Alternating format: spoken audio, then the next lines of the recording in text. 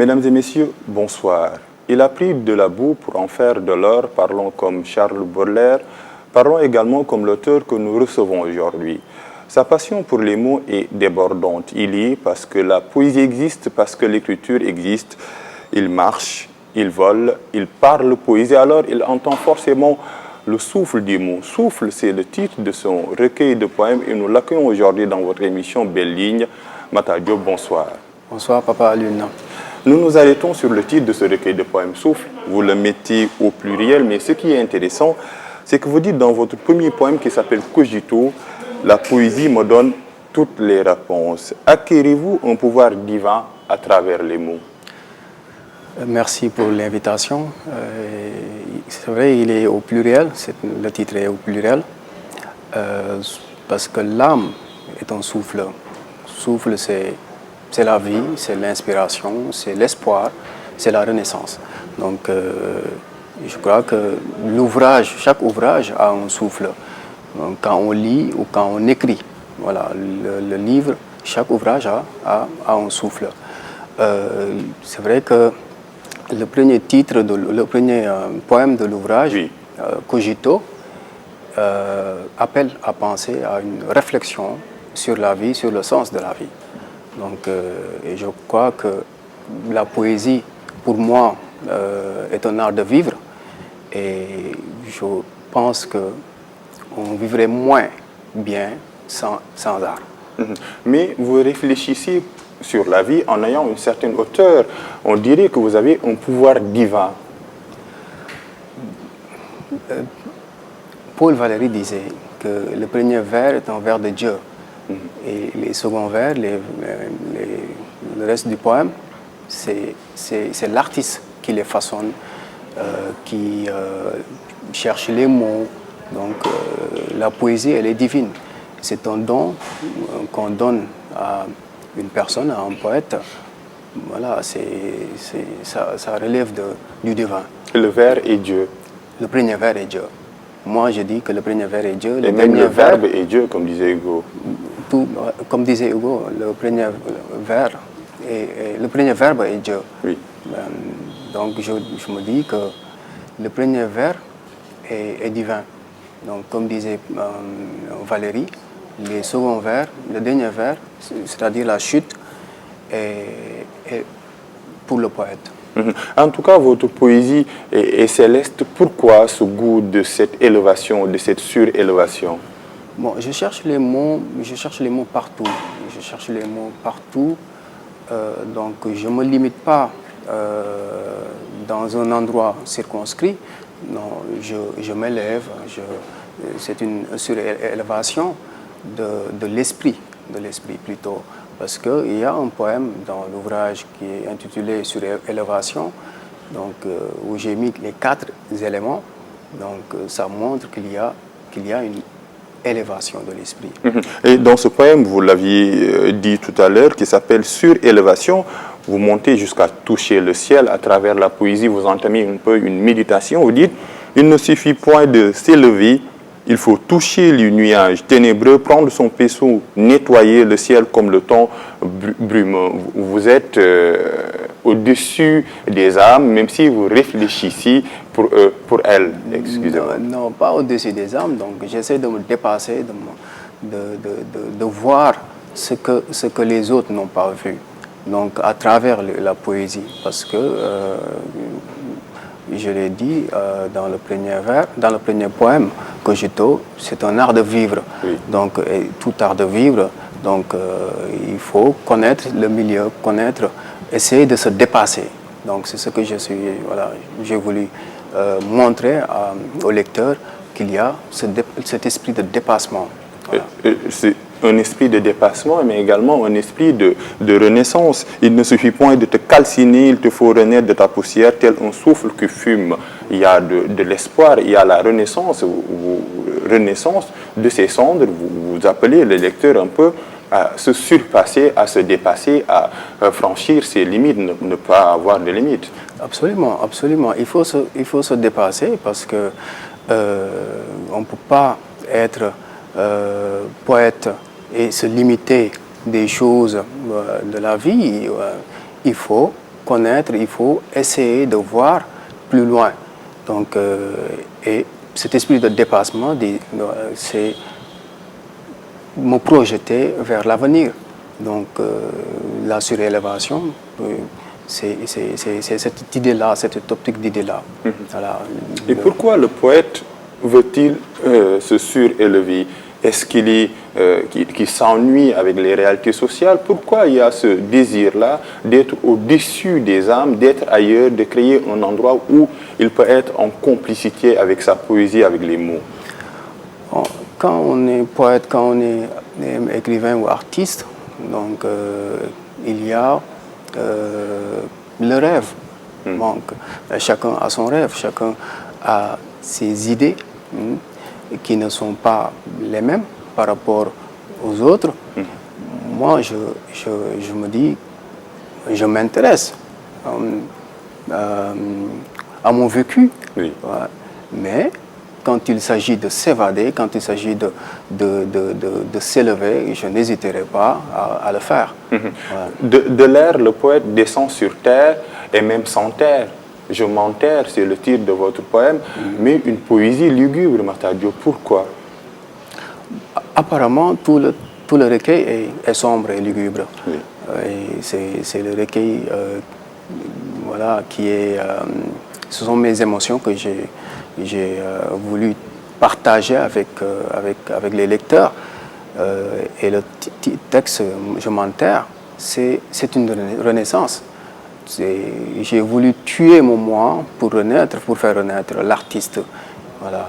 Donc, et le poète est pris dans une angoisse quand il écrivait ces vers-là, dans une crise existentielle. Tout était noir. Tout était noir, donc c'est l'angoisse, c'est des ressentis que j'ai écrits pour me libérer. Pour me libérer, parce que quand on est angoissé, quand on est malheureux, donc moi je pense que le seul moyen pour moi, c'est d'écrire. Donc l'écriture est forcément liée avec le vécu du poète.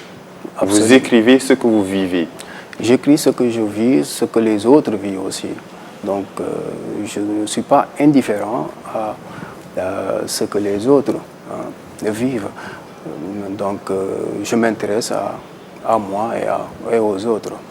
Et votre poésie est tellement lugubre que le champ lexical de l'obscurité est vivace. Vous dites, au milieu de la nuit qui gloutonne, je porte ce beau corps ankylosé pour l'offrir en obol aux ténèbres dont cette terre en friche, sainte dame funèbre, je creuse un trou pour l'y déposer au moment où le hurlement du hibou tonne. Tout est noir, tout est obscur. Et pourquoi? Il faut que je me demande aussi comment j'ai fait pour écrire là. Et d'ailleurs, tout le monde le demande parce que c'est très noir. On dirait que la très crise noir, existentielle a atteint son summum, ça saillit. C'est très noir. Mais quand on écrit aussi, quand on écrit, on ne choisit pas ce thème. Moi, j'ai écrit mes émotions. J'ai écrit ce que je ressentais de fort, le plus profond de moi-même. Donc, cet aspect lugubre de l'ouvrage aussi, d'autres peuvent voir autre chose. Ils peuvent voir une lumière voilà, du recueil. Et ce désespoir de vivre là, est-il aussi immense que cela? Je ne suis pas désespéré, je ne suis pas malheureux. Donc, il y a des moments sombres d'une vie. Et pourtant, le désespoir, c'est le parfum, ça surplombe votre poésie, Makhtar. Oui, mais moi, quand j'écris, il faut que je sois un peu... je sente l'amertume, oui. Ouais, la tristesse. Ça me donne de la force, ça m'inspire. Et je suis à l'aise quand j'écris. Quand je suis heureux, je ne peux pas produire un vers. Donc c'est difficile pour moi d'écrire en état calme. C'est-à-dire vous trouvez l'inspiration quand vous avez mal. Ouais, voilà. Ouais. Quand je suis mal, quand je ne vais pas bien, autant pour moi, là j'écris, je produis des choses. Et est-il si... le monde est-il si noir, si obscur que cela pour ne trouver l'inspiration que dans le malheur, dans l'amertume? En fait, c'est la période qui m'a Et poussé est-ce que vous pouvez un peu nous parler de cette période-là? Parce que l'inspiration, elle est importante, parce que l'inspiration est le produit de ce livre. Sauf cette inspiration-là, pourquoi elle est noire? Pourquoi elle est aussi sombre? Je ne sais pas, je pense que il y a une période où je ne me sentais pas bien du tout psychologiquement. Donc quand je ne me sens pas bien psychologiquement, j'écris. Et quand on écrit, on ne contrôle pas ses émotions. On écrit et on se libère parce qu'on cherche comment dire, le calme. On cherche à apaiser son âme. Donc c'est ce que j'ai voulu en écrivant ce recueil. Et je l'ai écrit en peu de temps, en 3 mois. Donc c'était rapide, mais ça m'a permis de me libérer, cette angoisse-là qui était en moi. Et l'écriture comme une sorte d'échappatoire social. Mais est-ce qu'aujourd'hui, ce recueil qui est publié depuis 2016, aujourd'hui, en lisant certains poèmes, est-ce que vous regrettez son écriture? Non, je ne regrette jamais quand j'écris une chose. Donc, parce que quand je l'écrivais, il y avait cette réalité-là. Et on ne peut pas échapper à sa réalité. Donc, j'écrivais mes émotions. C'est comme un tableau où vous prenez votre pinceau, vous mettez du noir, par exemple. Donc, vous n'avez pas peur de la mort? Non, j'ai pas peur de la mort. Et vous préparez votre sépulcre? La mort me hante et me fascine. La mort me hante parce qu'il est très douloureux de perdre un être cher. Et ça me fascine quand l'artiste triomphe sur la mort. Et ce triomphe-là consiste à parler de la mort comme s'il s'agissait de la vie. La mort, elle est lumineuse. La mort revêt un peu d'une blancheur quand vous écrivez de la mort, quand vous parlez de la mort. La mort n'est plus obscure, elle est joyeuse, elle est lumineuse. Comment aviez-vous réussi à faire le passage, à établir un pont entre la mort et le bonheur? Je la côtoie, je discute avec elle, donc parce que c'est une réalité. Vous discutez avec la mort? Bien sûr. Comment? En écrivant, en l'écoutant. Donc en l'écoutant. Et elle dit quoi? En tout cas, moi, j'ai pas peur d'elle. Donc c'est ce qui m'a donné cette force-là, cette capacité de méditer sur la mort. Et pourquoi vous ne méditez pas sur la vie? Donc, c'est une dualité, la vie. Il y a la vie, il y a la mort. Oui. Et je crois que j'en ai parlé, mon premier recueil de poèmes, j'en ai parlé, j'ai parlé de la vie, mais ce recueil-là était bien particulier. Donc, j'ai développé des thèmes qui sont relatifs à la mort. Vous parlez aussi bien de la mort que vous braquez des phares sur le sépulcre. Le sépulcre doit être un endroit très sombre, mais vous apportez de la lumière et ce qui fait un peu le charme de votre poésie.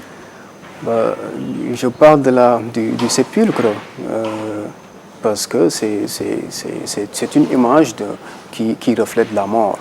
Donc, et nous tous, nous devons nous préparer à cela.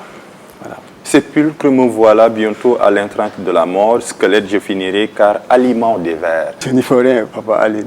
Je n'y peux rien parce que quand vous écrivez, vous ne savez pas en réalité les mots qui doivent venir en vous. Maintenant, il y a ce travail-là, le travail de la recherche des mots. Donc, quand vous méditez sur la mort, je crois qu'il faut les mots qui correspondent à cette thématique-là. Je parle, comme je l'ai dit tout à l'heure, je discute avec la mort, je la côtoie, je l'écoute. Dans le début de ce recueil, vous ne rendez hommage ni à Senghor, Césaire ou Damas, mais vous rendez hommage à Pierre Ronsard. C'est le Ronsard des hymnes ou des amours ou le Ronsard des discours, le Ronsard engagé? Je suis tombé sur deux de ses poèmes quand j'écrivais, avant d'écrire ce recueil. L'un est intitulé À son âme et l'autre Je n'ai plus que des os. Donc quand j'ai lu ces deux textes, j'ai pleuré parce que c'était de fortes émotions et je crois que c'est la raison pour laquelle j'ai rendu hommage à Ronsard. Il dit je m'en vais partir, le premier, vous laissez la place. Donc pour moi, c'est... Dans son sommeil. Oui, voilà. Pour moi, c'est une manière pour moi de d'écrire sur Ronsard, mais je peux écrire sur n'importe qui. Et vous dites dans le sommeil de Ronsard, dors, cher poète, je veille sur toi. Vous reprenez son flambeau? Non, du tout. Donc, bon, quand vous rendez hommage à un grand poète. C'est parce qu'il vous a inspiré. Il m'a inspiré un parce que c'est un grand poète. Siècle de la Renaissance et humanisme, un poète du XVIe siècle, de la Pléiade, Ronsard. De la Pléiade, oui. Mais quand vous écrivez sur un auteur immense comme Ronsard, il faut le choix des mots, il faut parce que quand vous lisez ce texte-là, vous verrez qu'il y a une musicalité. C'est comme si parce que j'ai repris quelques mots de ces... Hamlet, Ronsard de Lettres. Hamlet, Ronsard de Lettres. C'est comme une musicalité, c'est quelque chose qui coule. Donc je veille sur lui parce qu'il nous a légué de magnifiques textes, de magnifiques recueils, notamment son dernier recueil qui est à titre posthume, Les Derniers Vers. Vous parlez également des thèmes, et le thème qui sort du lot, c'est un peu le terrorisme. Ça entre un peu dans ce cadre-là, sombre, obscur.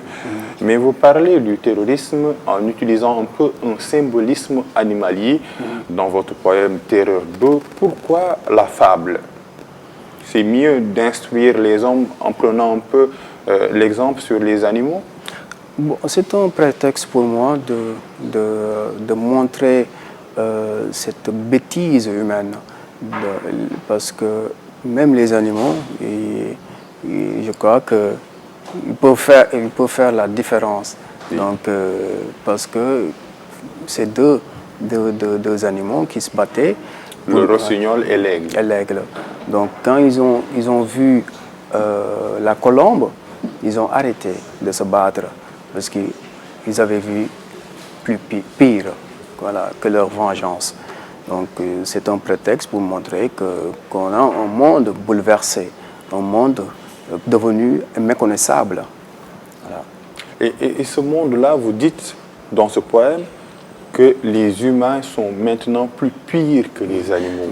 Cette bêtise humaine-là s'accroît, s'agrandit sans cesse. Et la manifestation la plus parfaite, la plus illustrative, c'est le terrorisme. L'homme est devenu un loup pour l'homme. Aujourd'hui, ce poème est écrit depuis 2016, on est en 2019, ça fait 3 ans. Est-ce que le constat est jusque-là amer?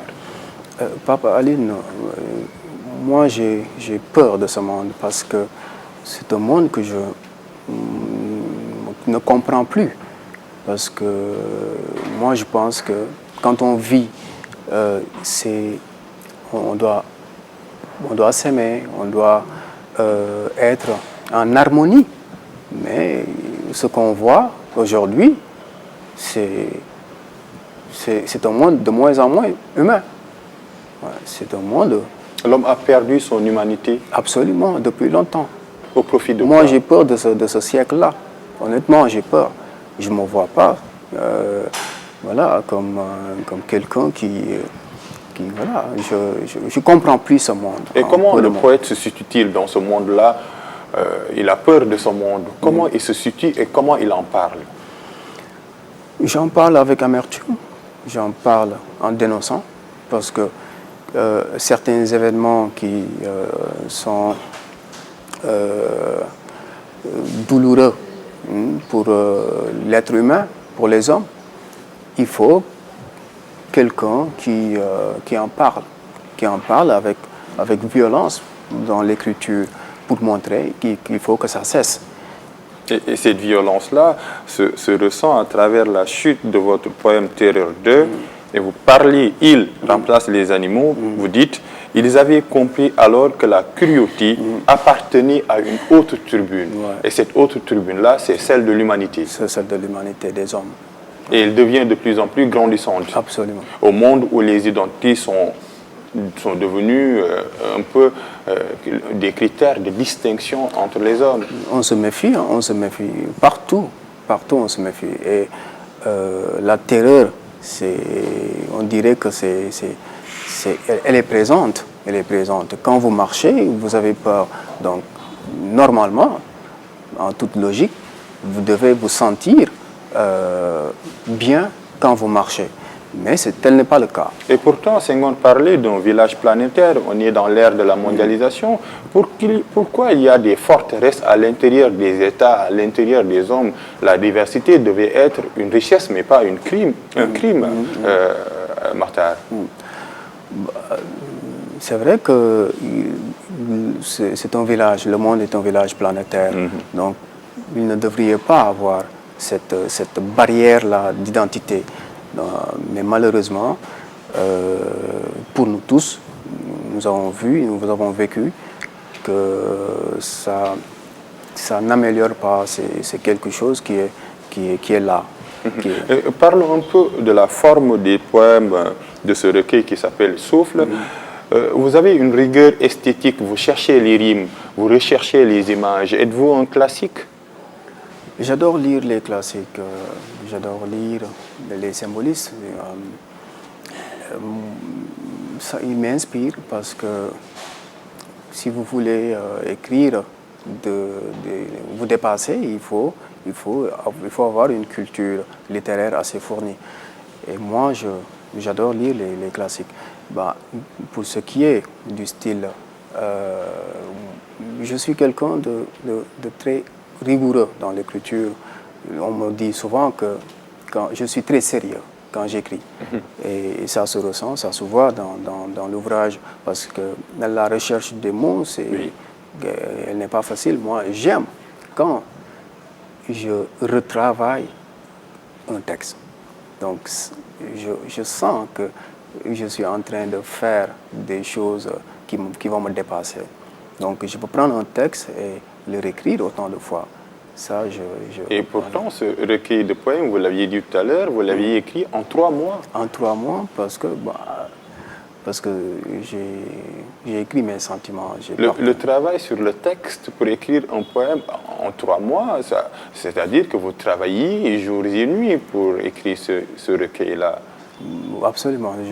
J'étais dans mon monde pour écrire assez rapidement.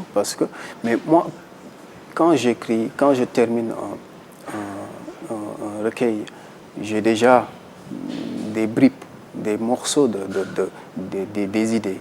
Donc peut-être c'est grâce à ça que j'ai un peu accéléré. Voilà, les idées sont venues naturellement.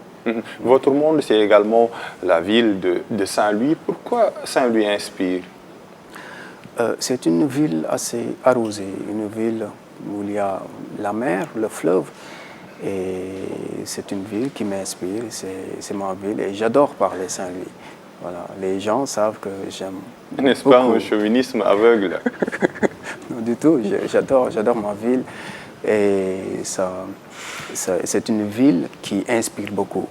C'est une ville d'artistes, d'intellectuels.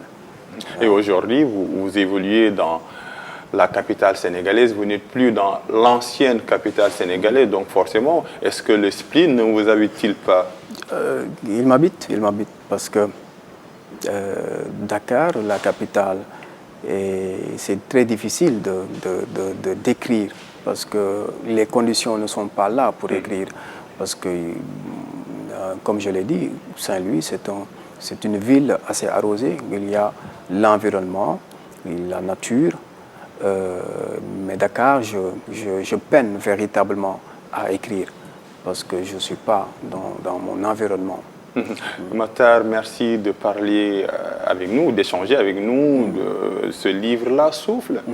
On peut dire que c'est la poésie de la mort, l'éloge de la mort.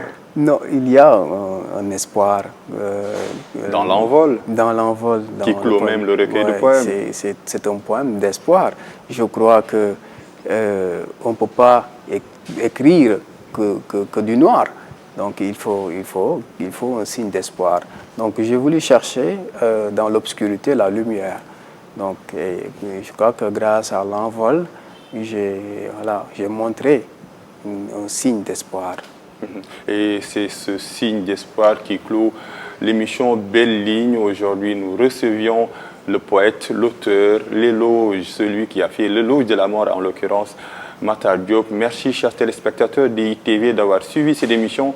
Rendez-vous dans 15 jours pour un autre numéro de Belle Ligne.